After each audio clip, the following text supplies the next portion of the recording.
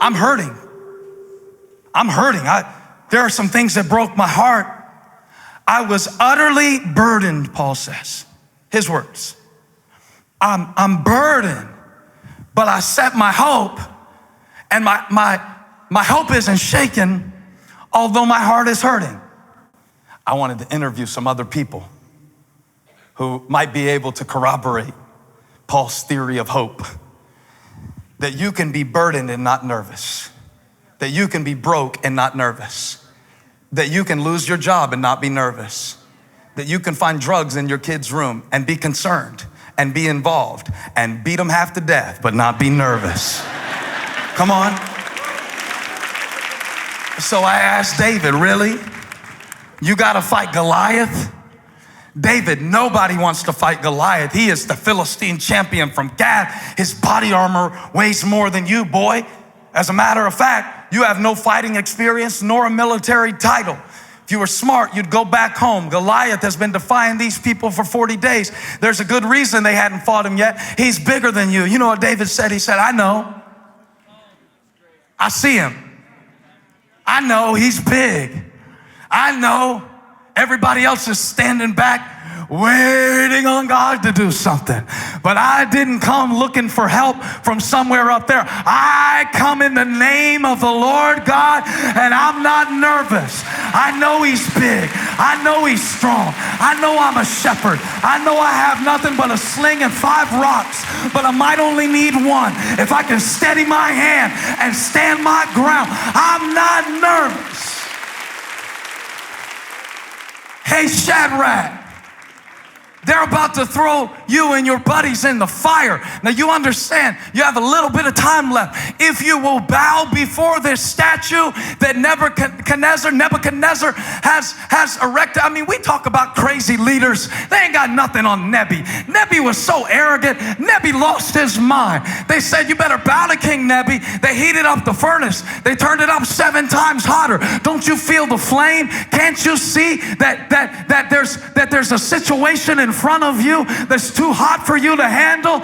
And Shadrach looked back at Meshach. Meshach looked at Abednego. They all looked back at the church at Elevation Church and said, we know, but we're not nervous. See, the God we serve is able. I said he's able to deliver us from the fire, and we believe he will, and we know he can. But even if he doesn't, I'm not nervous. Come on, somebody shout, I'm not nervous. Tell your neighbor real bold, look him in the eye, say, I'm not nervous. I'm not nervous. I went down in the lion's den with Daniel. Daniel was looking at a lion, y'all. He was looking at something that could have snapped him in half in a split second. Daniel, don't you see that lion? Don't you know your life is on the line? Don't you know you have a wicked king? Daniel said, I know, but somehow, some way, the God I serve will deliver me. I'm not nervous. Do you know how many dreams have died beneath the weight of that phrase, what if? What if is a phrase that I like to refer to as fear's greatest hit. What if? What if? I mean, how many things in your life did you not do because what if? And how many things in your life did you do that you shouldn't have done because what if? How many nights could you have slept, but what if kept you awake? How many mornings did you wake up anxious because what if was your alarm clock? What if? Not just what if. Moses wants to know, what if, pay attention to the next word, what if they? It's a good question, what if? And it's where many of us wonder and wander our whole lives. What if they laugh at me? What if they don't accept me? Now, on one hand, Moses is in a hypothetical situation because he hasn't even done anything yet, but he's just playing out the possible after effects of his obedience. What if they? But on the other hand, it's not hypothetical at all. It's historical because Moses is afraid of the same rejection that he experienced 40 years earlier, recurring for 40 years earlier, that Moses had killed an Egyptian in defense of his people. And because he did the right thing the wrong way, he ended up on the run. And there's something about when you've tried to do the right thing and put your heart in something, but you did it the wrong way, that you don't even want to try again. And so now Moses is asking something that's hypothetical, but is based out of what is historical, and he's projecting his past into his potential. And it's his limiting factor, but God wants him to know that that staff in your hand. Now to us, a staff is a shepherding instrument, and Moses was using it to tend his father-in-law's sheep. But to Moses, the staff represented a whole lot more than his vocation. It represented his mistakes. Because if he had never killed the Egyptian and ended up a fugitive on the run from Egypt, where he was born into or adopted into royalty, he never would have had the staff in his hand. So when God tells him what's in your hand, it causes Moses to have to reckon with the mistakes that he's made that have landed him in the position that he's in. Because when God speaks to you about your potential, he will cause you to confront your past. Touch somebody, say, handle it. So he says, what's that in your hand? And to Moses it's a staff, but to Moses it's also his past, and to Moses it's also his instrument, the thing that he has to do what he's doing. And so there's a whole lot happening in this staff, and yet God says what you have is what you need. And God wanted to say that to a single mom today, that what you have is what you need, that he put enough in you to raise that child. He foresaw that you would be in the situation, and he compensated for what others didn't give you by putting a resolve and a grit and a determination in you that's more than enough. And the Lord wanted me to tell you something about all these ghosts you've been living with, about all this guilt you've been living with, about all this hopelessness you've been living with, about all this offense you've been living with, all this sorrow you've been living with, all these threats you've been living with, telling you you can't, telling you you won't, telling you you'll never, telling you you're not. God said, now you know they're there. You got something for them. Oh, I got something for you, guilt. I got something for you, hopelessness. I got something for you. Tell somebody, say, I got something for you. But as for me, I trust in you. How can you say that, David, after 22 verses of despair? See, I walked through the house enough. Now I know where everything is hidden. So when it jumps out at me, I know exactly what to do with it, because I expected it. And since I expected it, I can expose it. I can expose it. I can't chase it. I tried to. I can't escape it. I wish I had wings, I'd live. But since I have to live with all this stuff, I might as well. Here's what it said on one haunted house I drove by this week. It said, prepare to be scared. I thought that's a message for the church. Prepare to be scared. Arm yourself. Put on the full armor of God so that you can take your stand against the devil's schemes. Expect it and expose it. David said, I don't have wings. But remember, David, in Psalm 27, you said, the Lord is my light and my salvation. Didn't he say that?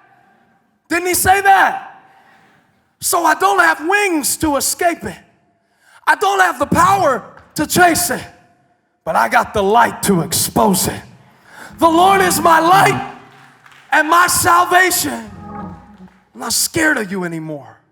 I see you there, but I see you for what you really are. Yeah, you don't look so scary like this. You don't look so scary. Now that I got the light on it. Oh man, up under that mask, God was speaking to you, wasn't he? That's what happens when the mask comes off. Everything that you were dealing with in your heart becomes exposed in the presence of God, and every fear that held you captive has to release you and let you go when you get the light on it. Come on, get the light on it. Get the light on offense. Before I put the light on you, you looked like guilt. But now you look like an opportunity for grace. It's not that the guilt went away. It's just that now I see my guilt as an opportunity to receive His grace. Talk to me, somebody. We're unmasking things in the presence of God today. You have to learn to separate out your courage from your conditions. See, if your courage is tied to your conditions, when your bank account goes down, your courage goes down with it. If your courage is tied to your conditions, when a certain relationship in your life starts going down, your courage goes down with it. How do you keep up your courage? Apparently, even when my conditions are outside of my control, my courage is never outside of my control. Your courage is under your control. He didn't say God's gonna keep up your courage. So stop praying, God give me courage. Because He's gonna say, I gave it to you, now keep it up. Keep it up, feed it. You've been feeding your fears, and now they're eating you alive. And you've been surveying your conditions, and you've lost all hope. But Paul said, fix your focus. See, sometimes you can't fix the situation, and all you can fix is your focus. Paul said, right now, all I see is a ship going down. And I know that's all you see. And I know that's all you can think about. And I know that's all you can focus on. But last night, I saw an angel. I'm not looking at what I'm going through right now. I'm looking toward my future. And I'm looking back at what God spoke to me in my past. And so my focus is fixed. We always want God to stop the storm. Sometimes He doesn't. Sometimes what He wants to teach you to do is to fix your focus in the middle of the storm. Is this not what we see with Peter? Jesus, if it's you, tell me to come. Come. Peter starts walking. The wind starts blowing. As long as Peter looked at Jesus, Peter was fine. When he looked at the wind and the waves, what's that? Focus. When he started thinking about how rough it is out here, let me ask you a question. Was Peter any more able to walk on water if it hadn't been raining than if it was? If the winds hadn't been strong? Is he any more able to walk on water if the conditions had been clear? It's not about the conditions. It's about your courage. You can walk through stuff and live through stuff and be brave through stuff. I've met people who were dying and knew they had 3 days to live, who were bolder than most of us who are gonna live for 70 more. Why? They weren't focused on the fear. I'm gonna teach you a trick. Your fear is powered by your focus. If you take the focus away from the fear and put your focus on your faith, faith is also powered by focus. So you don't need God to stop the storm for you to get your courage up. You don't need God to fix the ship for your courage to come up. You just need to fix your eyes on what? On Jesus, the author and finisher of our faith, who for the joy set before Him endured the cross, despising its shame. We can't walk by sight. We gotta walk by faith. He says, so I want you to go check it out.